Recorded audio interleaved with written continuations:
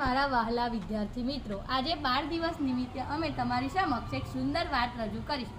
14 November એટલે 12 દિવસ સ્વતંત્ર ભારતના પ્રથમ વડાપ્રધાન જવાહરલાલ નહેરુનો જન્મદિવસ। તેઓ બાળક પ્રેમી હતા। તેઓને બાળકો ખૂબ જ ગમતા હતા। તેઓ કહેતા હતા કે બાળકો રાષ્ટ્રનું મૂલ્યવાન અને કિંમતી ખજાનો છે।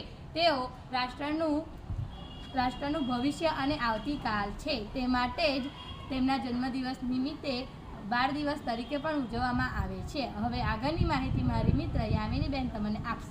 12 દિવસ આનંદ સંતોષતા અને સપનાઓનો દિવસ છે।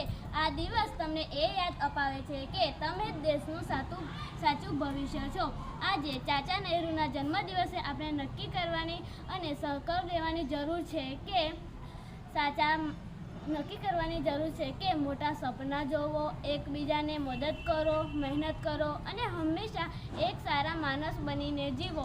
હકારાત્મક અભિગમ રાખો, બી પોઝિટિવ રહો। જો આ બધું હશે તો ભવિષ્ય તેજસ્વી અને સફળ બનશે। અંતે આપ સર્વને હાર્દિક શુભકામનાઓ। Thank you.